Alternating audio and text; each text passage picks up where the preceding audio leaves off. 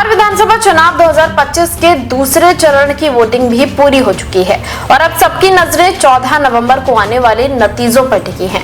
लेकिन नतीजों से पहले आए एग्जिट पोल्स ने राजनीतिक माहौल को और गर्मा दिया है। इन पोल्स में सबसे ज्यादा चर्चा में है हैदराबाद के सांसद असदुद्दीन ओवैसी की पार्टी ऑल इंडिया मजलिस-ए-इत्तेहादुल मुस्लिमीन तो इस बार बिहार में 25 सीटों पर चुनावी मैदान में उतरी थी।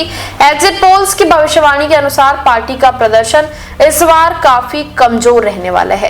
एक एग्जिट पोल के मुताबिक एआईएमआईएम को महज 2 से 3 सीटें मिलने का अनुमान है, जो 2020 के चुनाव की तुलना में काफी कम है।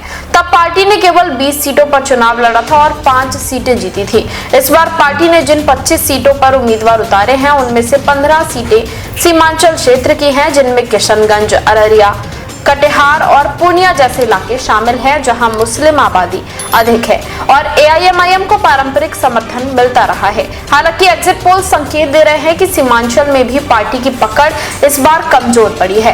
एग्जिट पोल में एआईएमआईएम को सिर्फ 1 सीट मिलने का अनुमान है, जबकि चाणक्य स्ट्रेटेजीज के पोल में अन्य दलों को 3 से 5 सीटें मिलने की बात कही गई है, जिनमें एआईएमआईएम भी शामिल है। औसतन देखा जाए तो पार्टी को 1 से 2 सीटें मिलने की संभावना जताई जा रही है, जो ओबीसी की पार्टी के लिए काफी चुनौतीपूर्ण स्थिति है। राजनीतिक विश्लेषकों के मुताबिक एआईएमआईएम की कमजोरी की 3 मुख्य वजह हैं। पहला, महागठबंधन और एनडीए के बीच सीधी टक्कर के कारण मुस्लिम वोटों का बंटवारा कम होना। दूसरा, सीमांचल के स्थानीय नेताओं का पार्टी से दूरी बनाना और तीसरा, राज्य स्तर पर संगठन की कमजोर तैयारी।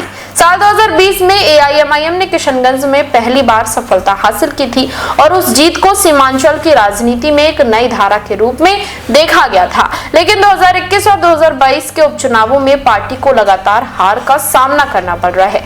इस बार 2025 के चुनावों में ओवैसी ने 25 सीटों पर उम्मीदवार उतारकर अपनी मौजूदगी दर्ज कराई, मगर एग्जिट पोल्स के मुताबिक पार्टी 1 सीट तक सिमट सकती है। राजनीतिक पंडितों का मानना है कि अगर ऐसा हुआ तो पार्टी को बिहार में अपने संगठन का पुनर्गठन करना पड़ेगा। सभी एग्जिट पोल के औसत के अनुसार अन्य दलों, जिनमें एआईएमआईएम, प्रशांत किशोर की जनसुराज पार्टी और कुछ निर्दलीय उम्मीदवार शामिल हैं, को कुल 5 से 6 सीटें मिल सकती हैं, जिनमें से एआईएमआईएम का संभावित हिस्सा केवल 1 सीट बताया जा रहा है। अब देखना यह है कि 14 नवंबर को आने वाले वास्तविक नतीजे क्या तस्वीर पेश करते हैं। लेकिन एग्जिट पोल्स ने ओवैसी की पार्टी के लिए निश्चित रूप से मुश्किल हालात खड़े कर दिए हैं। आपकी क्या राय है, कमेंट बॉक्स में जरूर बताएं। देश विदेश की तमाम बड़ी खबरों के लिए देखते रहें किनी टाइम्स। वीडियो को लाइक करें, चैनल को सब्सक्राइब करना ना भूलें।